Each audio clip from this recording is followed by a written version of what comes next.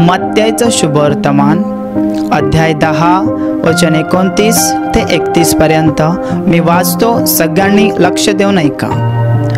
2 चिमण्या दमडीला विकतात की नाही, तथापि तुमच्या पित्या वाचून त्यातून एकही भूमीवर पडणार नाही. तुमच्या डोक्यावरले सर्व केस देखील मोजलेले आहेत, म्हणून भिवू नका. पुष्कळ चिमण्यांपेक्षा तुमचे मोल अधिक आहे. Hallelujah, hallelujah, hallelujah. ख्रिस्ताठाई जमलेल्या माझ्या प्रिय भावांनो आणि बहिणींनो, 2000 वर्षापूर्वी ज्या वेळेस देवाचा पुत्र येशू ख्रिस्त या जगामध्ये माणसाचं रूप धारण करून आला होता, तो स्वर्गात होता. स्वर्गातला सगळा आदर, सन्मान, गौरव सोडून तो या जगात आला. तो अखिल मानवजातीच्या पापांची शिक्षा स्वतःवरती घेण्यासाठी, ही जी देवपित्याने आखलेली योजना पूर्ण करण्यासाठी या जगात आला.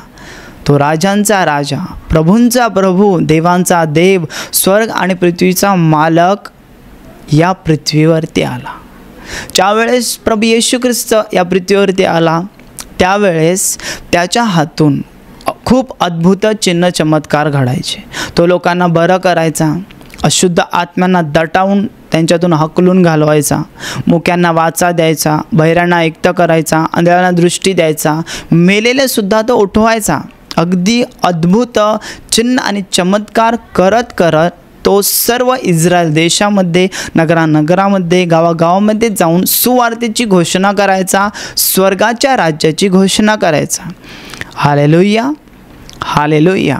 माझ्या प्रिय भावांनो आणि बहिणींनो, त्याच्या मुखातून जी स्वर्गीय वचनं निघायची, त्या वचनांच्या द्वारे लोकांची अंतःकरणं बदलून जायची. प्रभू येशू ख्रिस्त ज्यावेळेस 2000 वर्षापूर्वी या जगात होता, त्यावेळेस प्रभू येशू ख्रिस्ताने लोकांचं जीवन कशा प्रकारचं आहे, लोक कसं जगतात, किती कठोर परिश्रम करत आणि किती ओझ्याने दबलेलं असं जीवन जगतात, हे स्वतः प्रभू येशूने जवळून पाहिलं होतं. म्हणून लोकांना तो म्हणायचा की अहो कष्टी व भाराक्रांत जन हो, तुम्ही सर्व माझ्याकडे या, म्हणजे मी तुम्हाला विसावा देईन. आणि ही अशी वचनं सांगत असतानाच प्रभू येशू ख्रिस्ताने पाहिलं की लोकांचं जीवन किती भारानं दबलेलं आहे, लोक किती चिंता करत आहेत, किती असह्य वेदना त्यांच्या मनामध्ये आहेत, त्यांच्या आत्म्यामध्ये विसावा नाही आहे, शांती नाही आहे, आजार, दुःख, संकट, समस्या या सगळ्यांनी त्यांचं जीवन भरलेलं आहे. आणि ते आपल्या जीवनाचा विचार करत आहेत, चिंता करत आहेत. त्यावेळेस प्रभू येशू ख्रिस्त या वचनाद्वारे लोकांना सांगत आहे की त्यांचं सांत्वन करत आहे, की त्यांना एक ही देत आहे की तो सांगत आहे की 2 चिमण्या दमडीला विकतात की नाही, तथापि तुमच्या पित्या वाचून त्यातून एकही भूमीवर पडणार नाही. तुमच्या डोक्यावरचे सगळे केस देखील मोजलेले आहेत, म्हणून भिवू नका. पुष्कळ चिमण्यांपेक्षा तुमचे मोल अधिक आहे.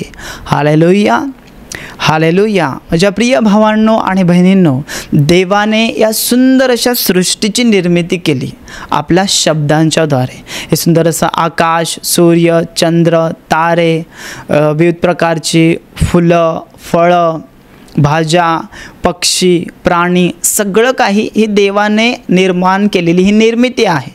देवाच्या शब्दांच्या द्वारे निर्माण झालेलं आहे. म्हणून या सगळ्यांचा देव निर्माता आहे. आणि या वचनामध्ये असं सांगत आहे की प्रभू येशू ख्रिस्त तुमच्या पित्या वाचून, म्हणजे तो आपल्याला असं सांगत आहे की तो आपला स्वर्गीय पिता आहे. तो या सगळ्या गोष्टींचा, प्राण्यांचा, पक्ष्यांचा निर्माण करता आहे, पण तो आपला स्वर्गीय पिता आहे. त्याला आपली काळजी आहे. हालेलुया. माझ्या प्रिय भावांनो आणि बहिणींनो, आपला स्वर्गीय पिता प्रेम आहे आणि अनंत प्रेम आहे. तो प्रेमाचा सागर आहे. त्याच्या प्रेमाला आपण कधीच मोजू मापू शकत नाही. आकाशाहून उंच, समुद्राहून खोल असं त्याचं प्रेम आहे. म्हणूनच तो आपली क्षणाक्षणाला काळजी घेतो, आपल्याला सांभाळतो, आपल्या सगळ्या गरजा त्याच्या विपुलतेतून पूर्ण करतो. आपल्याला कशाचीही कमी आणि घटी होऊ देत नाही. तो आपल्याला सांभाळतो क्षणाक्षणाला. Hallelujah, hallelujah. माझ्या प्रिय भावांनो आणि बहिणींनो, बायबल सांगतं की एका आईला आपला तान्ह्या मुलाचा विसर पडेल काय? पुढे बायबल सांगतं कदाचित पडेल, पण त्या स्वर्गीय पित्याला त्या बाळाचा आपला कधीही विसर पडणार नाही. तो आपला स्वर्गीय पिता आहे. बायबल सांगतं की परमेश्वर स्वर्गात आहे, पण त्याचे डोळे, त्याचे नेत्र आपल्या सगळ्या मनुष्य जातीवर आहे. स्तोत्रसंहितेमध्ये पुष्कळ वेळा लिहिलेलं आहे की परमेश्वर स्वर्गातून अखिल मानवजातीकडे पाहत असतो. तो त्याची काळजी घेत असतो, त्यांना सांभाळत असतो. एखादा जर रस्त्यावरचा भिकारी जर असेल तरीसुद्धा परमेश्वराचे नेत्र त्याच्यावरती आहेत. तो त्याची काळजी घेतो.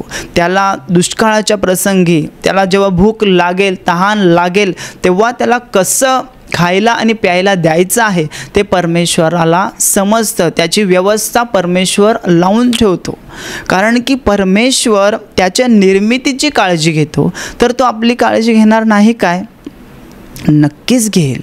म्हणून पुढे प्रभू येशू ख्रिस्ताने वचनामध्ये सांगितलेलं आहे की आकाशातील पाखरांकडे पहा, ते पेरणी करत नाहीत, कापणी करत नाहीत, कोठारात साठवतही नाहीत, तरीसुद्धा तुमचा स्वर्गीय पिता त्यांची काळजी घेतो. त्यांना पाहिजे तेव्हा खायला देतो, प्यायला देतो, सगळं काही त्यांचं पुरवतो. तर तो तुमचा स्वर्गीय पिता आहे. त्यांच्यापेक्षा, त्या पक्ष्यांपेक्षा तुम्ही कितीतरी मूल्यवान असे आहात. आपलं जे जीवन आहे माझ्या प्रिय भावांनो आणि बहिणींनो, देवाच्या दृष्टीने मूल्यवान आहे. पण अडचण कशामध्ये आहे, अडथळे कशामध्ये आहेत की आपण या जगात आहोत. आपण कशासाठी आहोत तेच आपल्याला माहीत नाही. आपण या जगामध्ये जीवन जगत आहोत. आपला जन्म झालेला आहे, आपण लहानाचे मोठे होत आहोत, कोणी तरुण आहेत, कोणी म्हातारे आहेत. आपल्याला माहीतच नाही की आपलं हे जीवन कशासाठी आहे. माझ्या प्रिय भावांनो आणि बहिणींनो, आपलं जेव्हा अर्ध आयुष्य जातं, 50शी ओलटते, तेव्हा आपल्याला हळूहळू समजायला लागतं की आपण कशासाठी या जगात आलेलो आहोत. आपण आता मरणार आहोत, कारण की प्रत्येकाला मरायचं आहे. हालेलुया. प्रत्येकाला मरण हे आहेच. परंतु मेल्यानंतर आपल्याला कुठे जायचं आहे, आपल्याला याची पर्वा कोणच करत नाही. आज आपण या वचनानुसार देव आपल्याला सांगत आहे की भिवू नका, पुष्कळ चिमण्यांपेक्षा तुमचे मोल अधिक आहे. 2 चिमण्या दमडीला विकतात, तर त्या चिमण्यांची सुद्धा देवाला काळजी असते. आकाशातील पाखरांची काळजी देव घेतो. तर तो परमेश्वर, ज्या परमेश्वराने वचनामध्ये तो सांगत आहे की तुमच्या डोक्यावरचे केससुद्धा मोजलेले आहेत. केससुद्धा जर मोजलेले आहेत तर तो स्वर्गीय पिता किती आपली काळजी घेतो. पण आपलं जे ध्यान असतं, आपलं जे लक्ष असतं ते देवावर नसतं, तर आपण ज्या चिंता करतो, जे आपल्या जीवनात दुःख असतात, आजार असतात, संकट असतात, वेदना असतात, त्या सगळ्यांकडे आपलं लक्ष असतं. त्यामुळे आपला जीव घाबरून जातो, आपण घाबरतो, आपण भीतो, कारण की आपलं लक्ष आजूबाजूला असतं. कारण की देव हा अदृश्य आहे, तो आपल्याला डोळ्यांनी दिसत नाही, पण तो आपली काळजी घेतो, आपल्याला सांभाळतो, तो आपल्यावर अमर्यादित असं प्रेम करतो. हा सूर्य आहे, सूर्य जेव्हा उगवतो त्यावेळेस या पृथ्वीवरती प्रकाश येतो, आणि ज्या वेळेस पावसाचं पाणी आपल्याला मिळतं त्यावेळेसच आपली तहान भागवली जाते. ज्यावेळेस हा जो वारा आहे, हवा आहे, त्यामुळे आज आपण श्वास घेत आहोत. कारण माझ्या प्रिय भावांनो आणि बहिणींनो, ही देवाने सगळं निर्माण आपल्या निर्मितीच्या अगोदरच करून ठेवलेलं आहे. म्हणजे ज्याला आपली पहिल्यापासूनच काळजी आहे, परंतु आपण चिंता करतो, आपलं लक्ष आजारांकडे असतं, आपलं लक्ष दुःखांकडे, आपल्या समस्यांकडे असतं, त्यामुळे आपण भीतो. Hallelujah, hallelujah. माझ्या प्रिय भावांनो आणि बहिणींनो, आपल्याला काय केलं पाहिजे? आपल्याला चिंता अजिबात केली नाही पाहिजे, आपल्याला घाबरलं अजिबात नाही पाहिजे.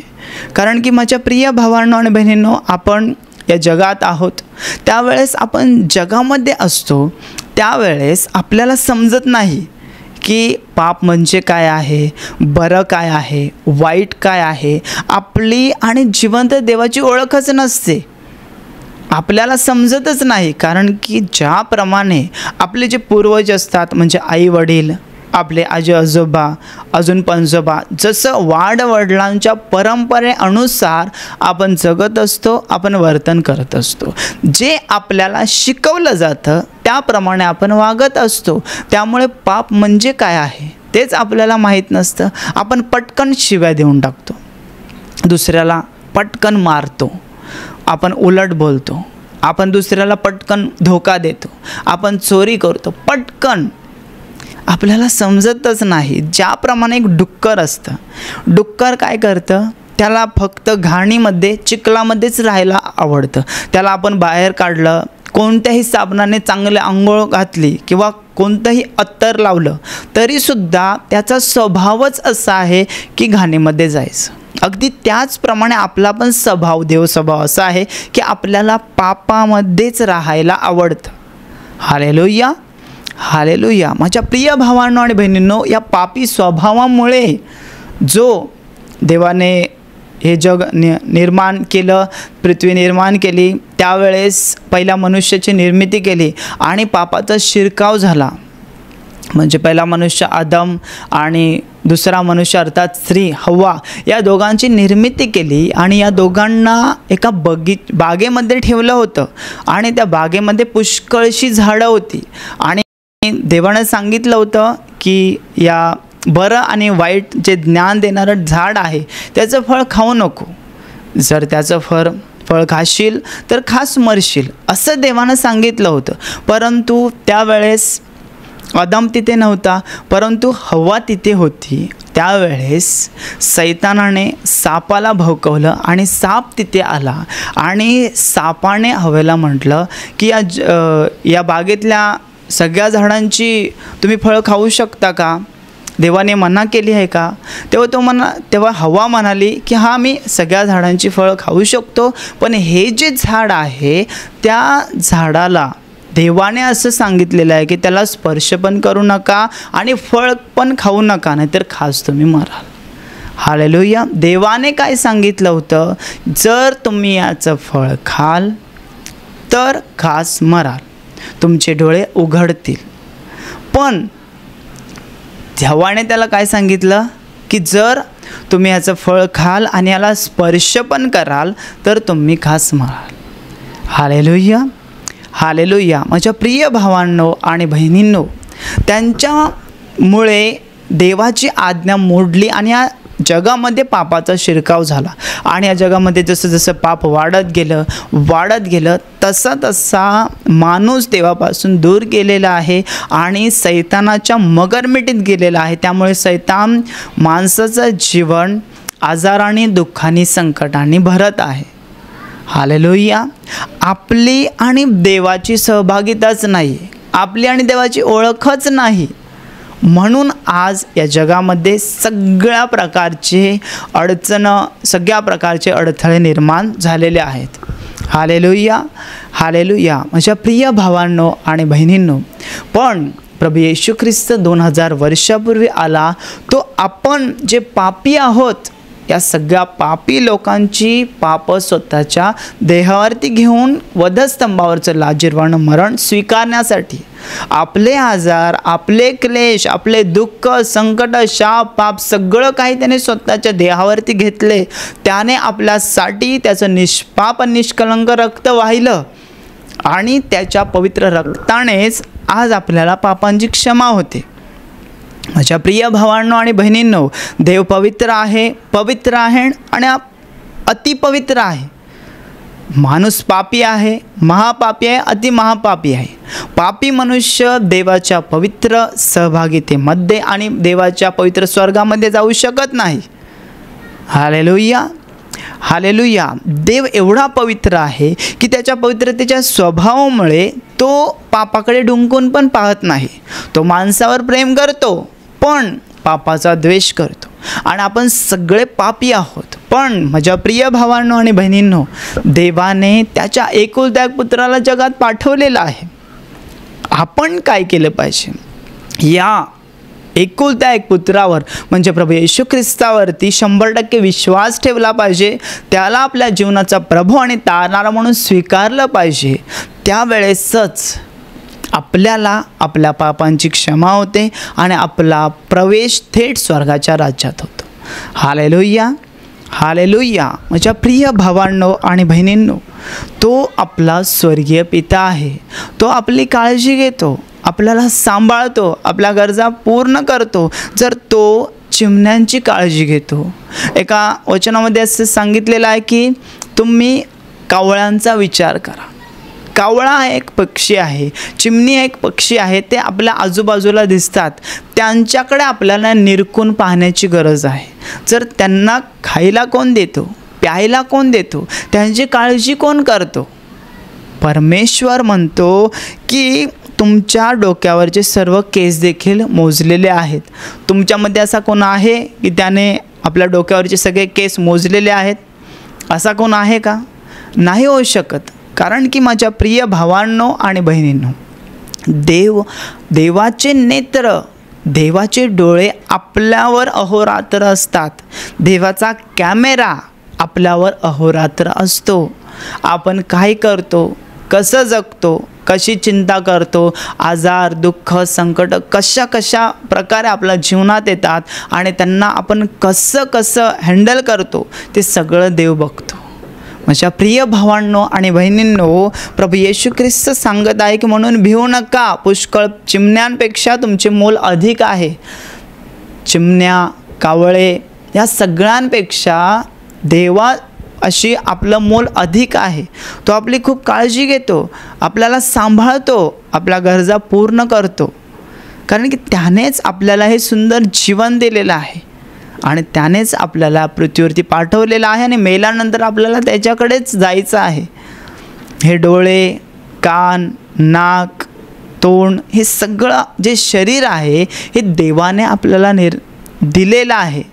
देवाने आपल्याला निर्माण केलेलं आहे आणि पृथ्वीवरती पाठवलेलं आहे. म्हणून या वचनानुसार आपल्याला काय शिकायची गरज आहे की तर आपण 100% देवावर विश्वास ठेवला पाहिजे आणि देवावरती अवलंबून राहिलं पाहिजे. ज्याप्रमाणे पक्षी, प्राणी देवावर अवलंबून असतात, ते मेहनत करत नाहीत, अगदी त्याचप्रमाणे आपण सुद्धा देवावर अवलंबून राहिलं पाहिजे. आपण काळजी, चिंता केली अजिबात नाही. कारण की प्रभू येशूने पुढे सांगितलेलं आहे की चिंता करत बसू नका, चिंता करू नका. आता प्रभू येशूने सांगितलेलं आहे तर आपण चिंता केली नाही पाहिजे. आपण चिंता करतो म्हणजे पाप करतो. आपण संपूर्णपणे देवावर अवलंबून राहिलं पाहिजे की देवाच्या इच्छेप्रमाणे जगलं पाहिजे. आपल्या जीवनात पहिलं स्थान जे आहे आपण देवाला दिलं पाहिजे. त्यावेळेसच आपण न भीता न घाबरता या जगामध्ये जीवन जगू शकतो.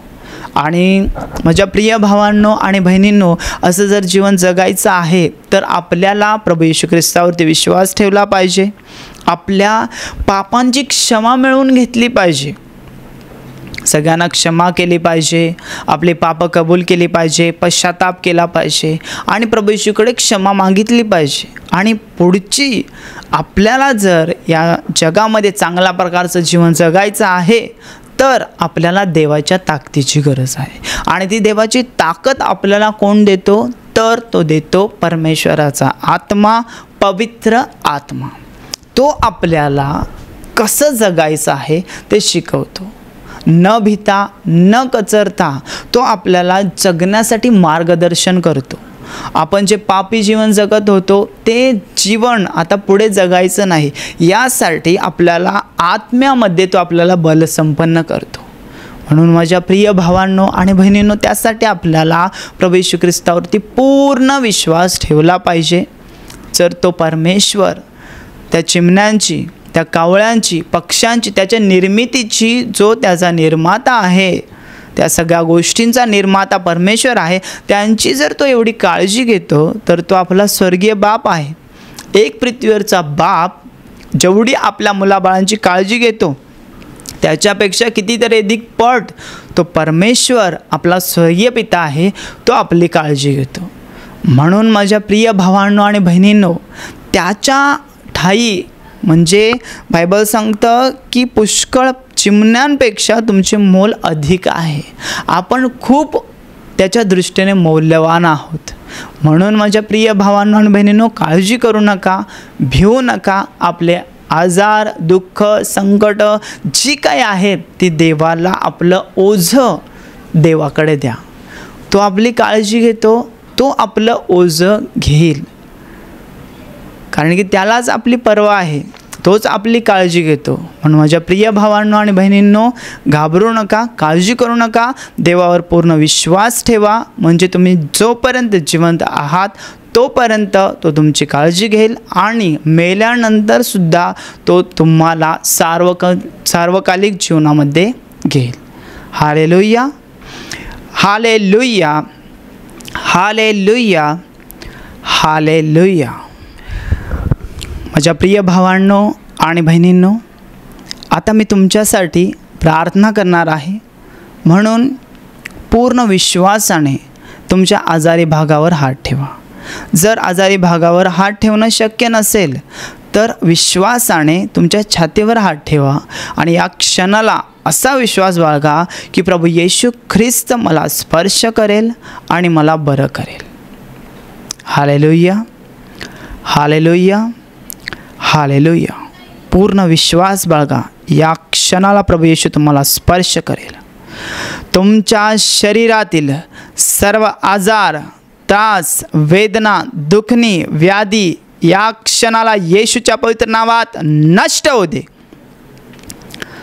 तुमच्या जीवनातील प्रत्येक दुःख, प्रत्येक संकट प्रभू येशूच्या नावाने नष्ट होऊ दे. तुमच्या जीवनातील प्रत्येक अंधकाराचं काम या क्षणाला येशूच्या पवित्र नावात नष्ट होऊ दे. ज्यांच्यामध्ये अशुद्ध आत्मे आहेत त्या सगळ्यांना मी आज्ञा देतो, या क्षणाला यांच्यातून येशूच्या पवित्र नावात निघून जा आणि परत यांच्यात कधीच प्रवेश करू नका. तुमच्या जीवनातील प्रत्येक सैतानी बंधन येशूच्या सामर्थ्याने या क्षणाला नष्ट होऊ दे, या क्षणाला तुटून जाऊ दे. प्रभू येशूच्या नावाने तुमच्या जीवनावर प्रभूचे महान आशीर्वाद येऊ दे. आमीन.